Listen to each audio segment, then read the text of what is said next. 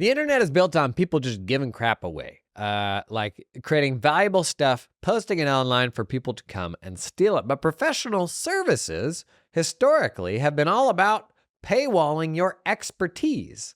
So if the way that we find new people, or more accurately, if the way that people find us is discoverability online, how do we as professionals exist in this paradigm of giving things away when there's maybe some risk to doing that? And that's just counter to how professional services businesses have been run back like to the beginning of time. How do we draw the line between what ought to be free and what needs to be paid? That's what we're talking about today. Come on in. Scooch that chair in for some Jason Daly.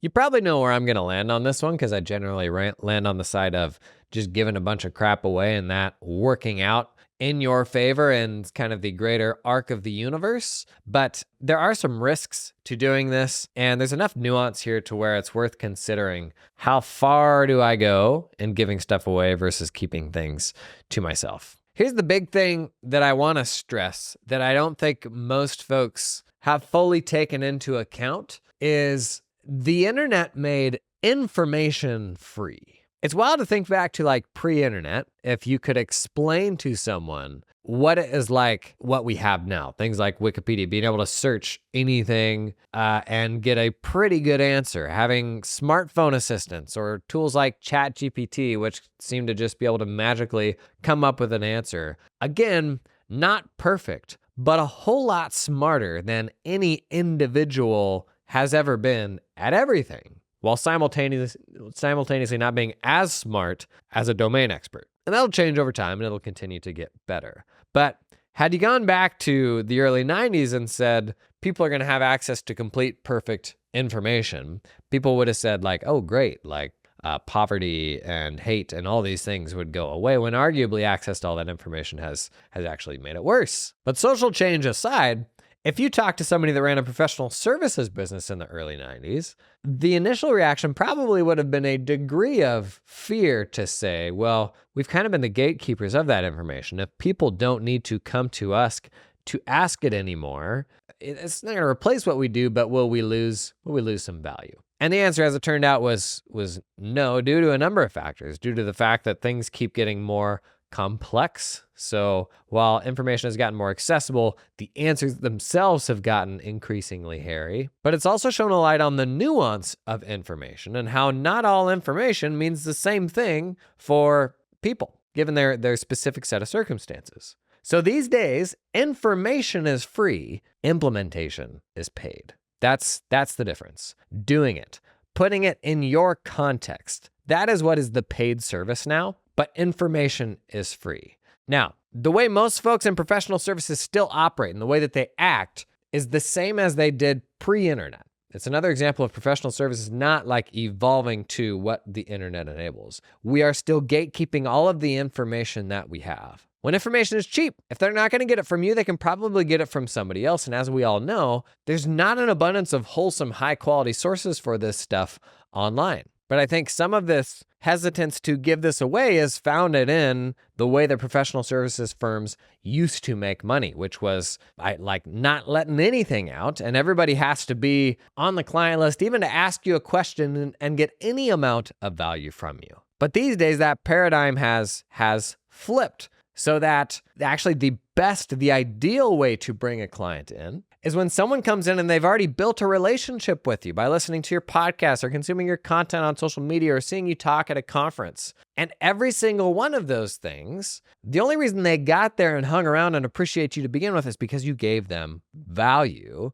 usually at no cost. And so if we're trying to figure out where to draw the line there of how much value to give away, in my opinion, the answer is almost always give it away, almost without exception. The one clear place where you got to draw the line is when they need advice that's highly contextual to their situation. Now, a lot of blockers to try to overcome, like the notion of like, what do you mean? Like, I'm just going to give away this expertise that I've built up for decades. It may still just feel wrong. I'm going to run you through 11 thoughts specific to this to help us overcome this and kind of change our perspective from the fear of this to the opportunity of that abundance mindset where you actually have more to gain by giving it away, even though it's like, what do you mean? That's the only thing I get paid for right now. How could I walk away from that thing that does make me money just to give it away and just blindly trust that that will lead to my business still being able to make money? So 11 thoughts here to help you overcome this, because it is a big mental shift. A couple years ago, I was speaking at a conference, and one of the questions raised in the audience was they had begun tweeting on a regular basis and talking about their services, but were afraid to wade into like how they actually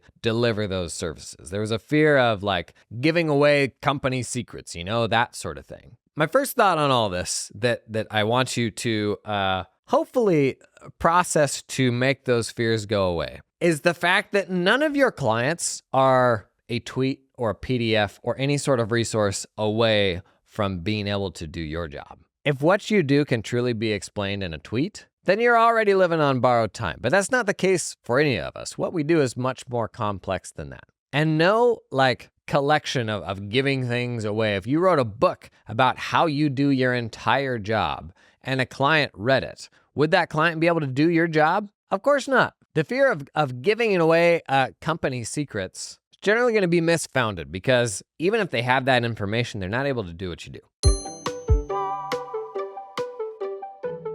This episode is sponsored in part by LiveFlow. You ever look at the reporting apps and think, man, I don't need another PhD in learning this new hard thing just to tell my clients what they need to do, or to give them a fancy report that they're not even going to look at. Sometimes the old ways are the best. The best, just plug it into a spreadsheet. That's what LiveFlow does. Takes all of your accounting data, the QBO stuff, and you now have a plugin in your Excel or in your Google Sheets that with just a whippity click, a couple clicks, and you've got all of your client data for any QBO clients you've got access to. You got that stuff in a spreadsheet. Pull it in like one time, do a live sync that never stops. All your favorite reports from QuickBooks, pull it in, just use those reports, create your own sheets that reference those reports, and so it's like live updating information. Man, if you are a spreadsheet enthusiast, it's like the upgrade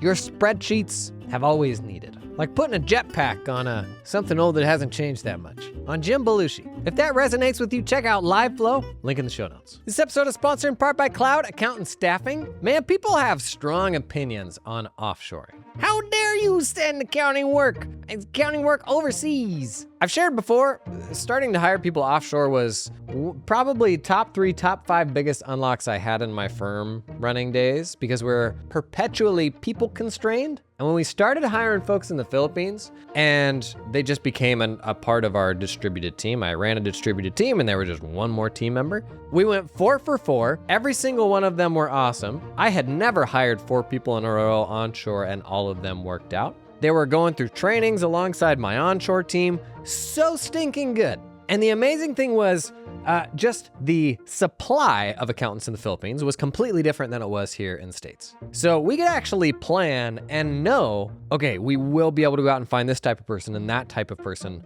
before we get there. Like, here's what we want things to look like in 9 months. Here's where we might make a hire. There's where we make a hire. I had been blocked for years on any sort of planning like this, just because we had such a hard time finding the right people onshore. This completely changed how we ran our firm. It did change the makeup of what roles were client-facing and what roles weren't client-facing. It shuffled that up a bit. But there is a certain inevitability to the globalization of work. I'd encourage you to learn more about it. I'll put a link to Cloud Accountant Staffing in the show notes. You can hop on a call with them, ask all the embarrassing, the ignorant questions. It's just one of those things where a lot of people have strong opinions on it, but most people still just haven't done it, haven't even touched it. And I think until you work with offshore people, until you have integrated them into your business and seen the pros and the cons of it, I think it's a big blind spot, big old blind spot, particularly in the context where we are usually going to be staffing constrained, people blocked, right? Want to learn more about that one? Check out the link in the show notes. Now, second thought here.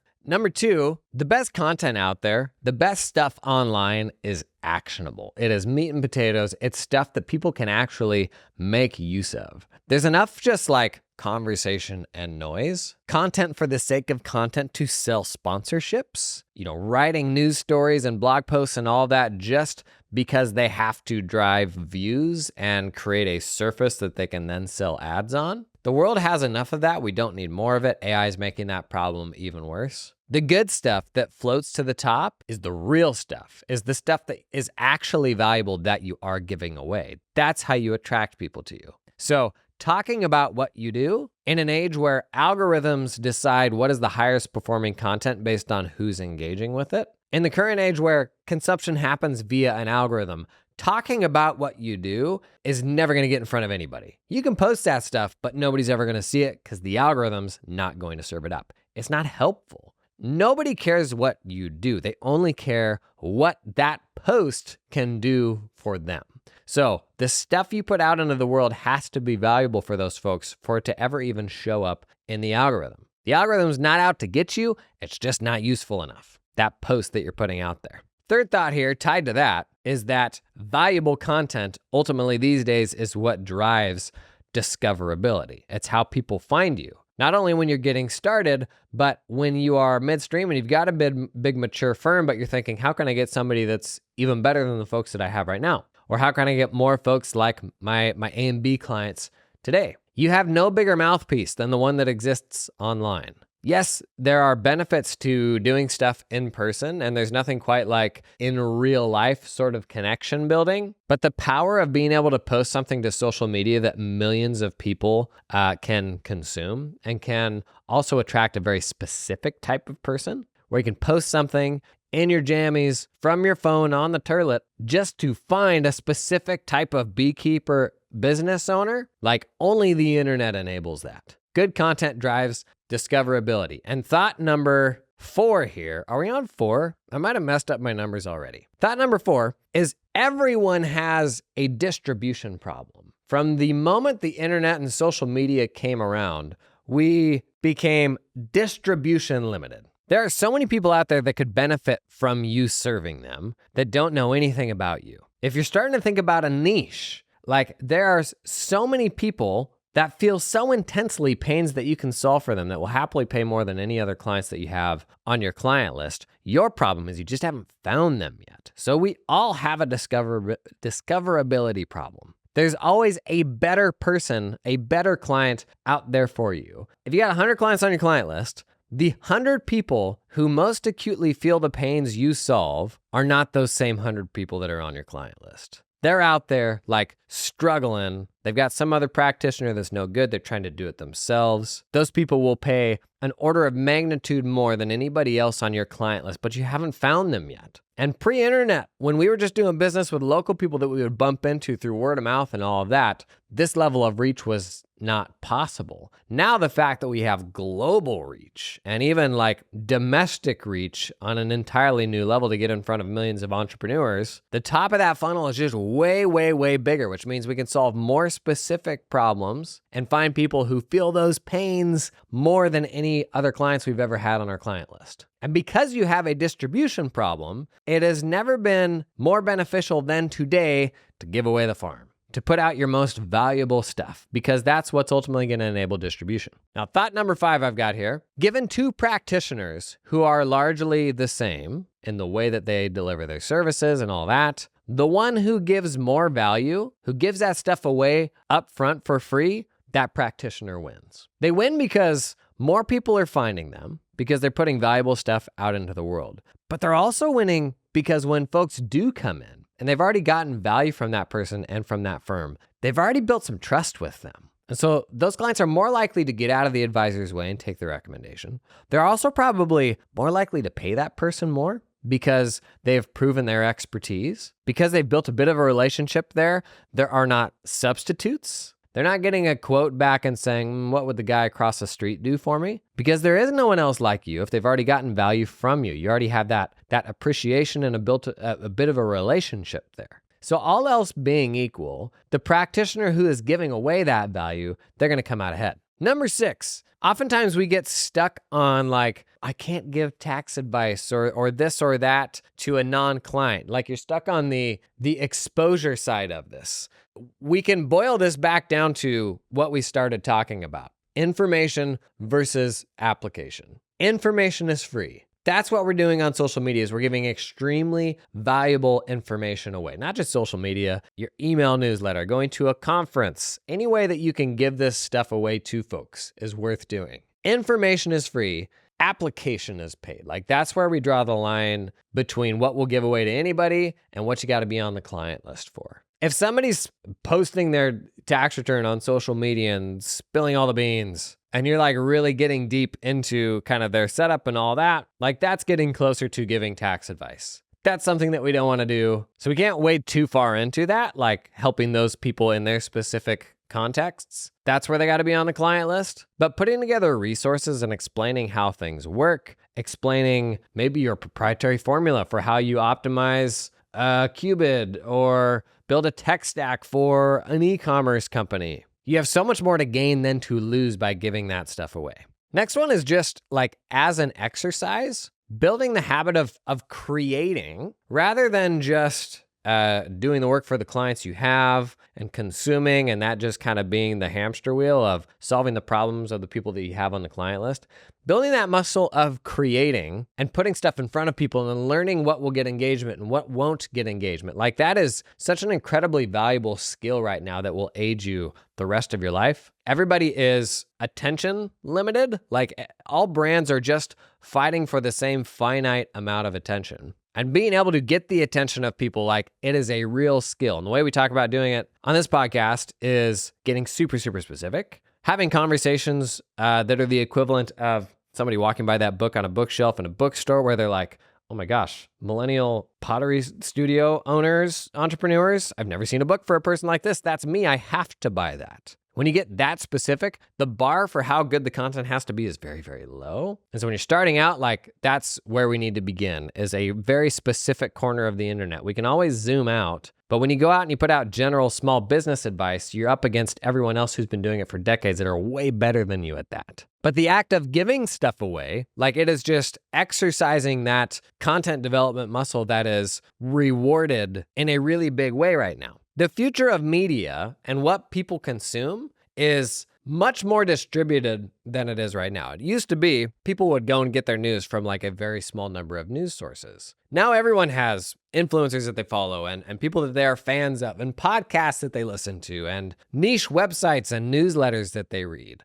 Media is increasingly becoming more and more distributed, and you have to decide whether you're just going to live on the consumer side of that or the creator side of it. It's a paradigm that is like set up for creators to be the winners, and nobody rolls out of bed one day and they're like, yeah, man, I'm a creator. I was born for this. It's just something that you start doing one day. Usually comes from a place of conviction in the value of doing this. Like that is why I invested so much time and effort and money into getting a YouTube channel going for small accounting firm owners when for the first, I don't know what it was, year, 18 months or something like that, I had less than 500 subscribers. Like why? Why keep putting in that amount of effort? Like posting 2 videos a week for that long for like no return. It was because of the level of conviction that I had in the value of what I was doing and the way that sort of media and consumption is trending. I was super convicted that this was a great long-term thing for me, that it was a very high leverage business that would ultimately pay off. But also along the way, I was building super valuable skills that would aid me for the rest of my life, no matter what I did. The ability to like sit down and speak to a camera and write things and do this stuff, that's a skill that I did not have 3 years ago. Now that I have it, it's something that's going to be invaluable for me and I'll probably use in some capacity, like for as long as I work, another 6 months or so. Today's episode is sponsored in part by the folks at Team Up who help you find talented accountants in the Philippines. Today we're learning more. What's an employer of record? Do I have to hire people in the Philippines through an employer of record? Basically, you got 2 options. You can hire them as a contractor, just pay them directly on contract, or hire them as an employee via an employer of record. Now, employer of record's usually gonna run you like $400 to $500 per month per employee if you do wanna hire that individual as an employee. Got some other stuff there around like benefit requirements from the Philippines, but the employer record, they'll help you handle most of that. The majority of firms I talk to who hire folks directly, hire them on contract, but it could make sense to go either way.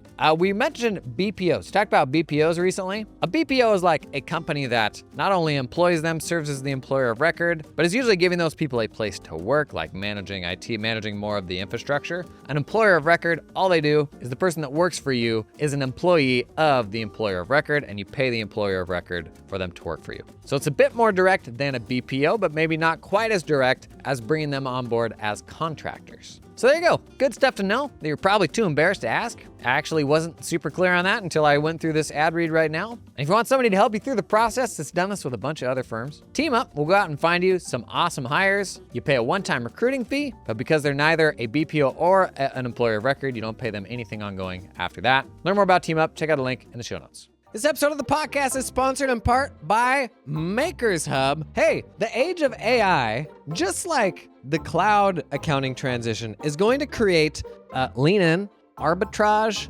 opportunities. Arbitrage, it's the word of the day. Opportunities where tech gives us a wildly better way to do something overnight. We stumble into these things still with our clients that have awful back office procedures, and we just get them on a better tech stack, and it like cuts the necessary headcount to do all that work in half. That's why I loved doing our managed accounting service, where we just come in, find super unoptimized back offices and be like, hey, we'll come in and do this for more or less what it was costing them to hire a team to do it. And we just automate the heck out of it. As we're in this very transitional period with AI, I think the first example of a AI-driven arbitrage opportunity is frankly going to be accounts payable. Makers Hub is one of the providers now using AI vision models to take extraction, like automated extraction, to a wildly different level than has ever been possible before. You know that old chestnut? The whole notion that your tool is going to do bill extraction so well that it'll completely eliminate manual entry, which people have been saying for over 10 years. But I don't know, if you're like me, you do an AP for a client, all it takes is an extra digit somewhere, and you just burned a whole lot of the client's cash, and that's gonna be an uncomfortable phone call. So that's a little easier said than done, to like blindly trust invoice extraction when it comes to bill pay. But we've done some demo days on my channel now with Makers Hub, showing off like just the level of detail that it will pull off of invoices, especially complex accounts payable use cases where you're doing like inventory and receiving and matching numbers of widgets to products in your system and all that. I had clients that had multiple staff doing like detailed receiving and all that, matching with purchase orders. An insane amount of like manual work in these systems that Makers Hub is now like automating to a level that it's never been automated before. If you're looking for tech-enabled opportunities where you can use AI to deliver super like high leverage, more profitable work to your bookkeeping clients, Makers Hub is a really interesting example to look at. I'm actually excited for more of this stuff. I feel like it's kind of like the cloud accounting transition, but with even more promise, potentially even higher leverage. If you want to explore that for AP, check out Makers Hub. Put a link in the show notes. Next point I have here, never forget that the success of your firm largely comes down to your client roster. I've made the baseball team analogy before. You've got X number of players on your roster, and how good those players are will generally dictate how successful your team is. Now, does a team have staff that will get the most out of those players and keep them healthy and train them on how to be better and all that? For sure. But we look at our client lists as like these static rosters, as if they can't change and don't evolve. I mean, I was at a firm that prided itself on the fact that they had largely the same client roster for decades. And that is cool in some ways. But if your firm is trying to like grow and find a different type of client that you can solve more meaningful problems for, you're not going to do that by training or fixing or changing the clients that you have. It is all about your roster. It's all about who you remove from the roster and what you do to pull in even better players to the roster. You're the GM, you're the general manager, whose role is to oversee the players that you get and the players that you get rid of. If your job is like just to be the team medic, then you're just perpetually going to be like living in the paradigm that you're in, working with the people that you have. But your reality in your firm is crafted by that roster. So like some level of investment into how that roster is built, like has to be prioritized. I got 3 more. The next one here, I think it was Mo that asked the question on social media the other day on the subject of website, like the pricing you present on your website for your firm. Should your firm have a free tier? Absolutely, right?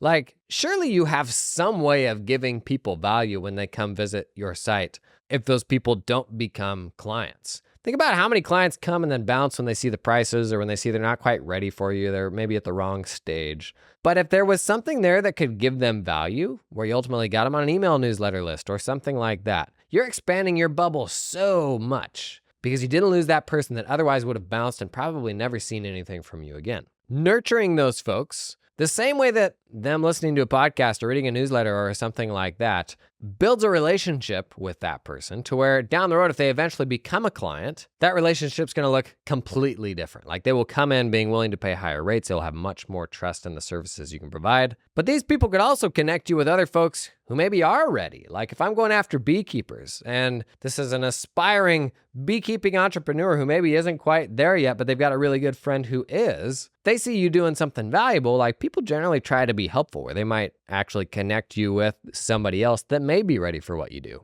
It's another example of if you've got two firm websites that are otherwise the same, but one's got a killer resource, that's the one that's going to stand out, right? And 2 thoughts on self-enablement, like clients being able to make use of these valuable resources. When we were going through COVID relief, I put together like a massive resource for helping people navigate the PPP loans and loan forgiveness, employee retention credits when that was still super early days. Put together a ton of resources to help them to navigate that stuff themselves because we weren't going to be able to help everybody. And then we stood up a premium done for you service. And most people use the DIY resources, and that made it way easier for them to get that stuff done. And they were incredibly appreciative of that. Now, if we think about stuff like how you manage your back office, virtual card hygiene, software subscription hygiene, making tax payments timely, there's so many things where we could create a resource that would be really valuable for our clients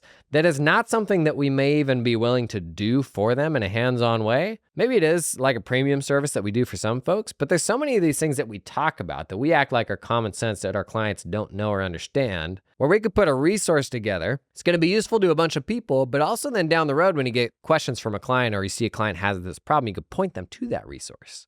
And that resource then is working while you sleep. It's helping people out without you having to lift a finger because it's already been built, it's already really helpful, and any number of people can come consume it without any incremental effort from you. So it's going to drive self-enablement, not just of potential clients, but of your existing clients. And then the last point here, I think it can actually help you build leverage by potentially getting you out of some of the least valuable work that you do today. So there's a lot of stuff that we do for clients that is not hard stuff to do. It's just stuff that we've kind of gotten stuck with. Like oftentimes payroll for a very simple business, not complex, 1099s, stuff like that. Imagine if you could create a guide to help some clients do that stuff themselves, the work that you really, really don't want to do, so that you can instead focus on the more valuable stuff. Like what if you could selectively carve out of those engagements the stuff you really don't enjoy that the clients are probably perfectly capable of doing themselves? When you give them a killer guide and path to being able to DIY that work, either the business owner or a team member or something like that, I would argue you're still largely providing the same value to the client because they're still getting that work done. Now, there's some people that just want to come to you to do the work for them so they don't have to do it themselves. But if we push back on this a little bit, I would hazard a guess that if given a really clear, helpful guide for how to do XYZ, oftentimes clients would take you up on using that guide, and it would enable delivering even more value to that client with no extra effort from you. So does that mean they would pay more for the engagement as a whole? Potentially. And if we especially drill into the things where we're like, I just don't want to take the time to do that for 100 clients, that's fine. But could we put together a guide to make it easier for them to do? Even though that's something we are theoretically giving away, it is boosting the value of the entire relationship, which is ultimately how people make buying decisions and how they decide whether to join the client roster or whether to leave. Even though this stuff is free, it's all like building into this relationship and the value of the relationship as a whole. So most of the time, if you are stuck on, should this be a paid thing? Should this be a free thing? The answer is almost always give it away. We need to optimize for discoverability, find that next great client, and also lean into really high leverage things where any number of people can consume it. It works while you sleep, and you don't have to do any extra efforts to help one more person with it. Give that some thought. If you've had any wins on giving away stuff that maybe was once paid, like drop a note in the comments. It'd be good to see that. Any examples of where this may have bitten you? I think as a profession, we just need to lean more into giving more away so that folks become more aware of what we do and we keep upgrading that client roster. Thanks for coming and hanging today. I'll see you in the next one.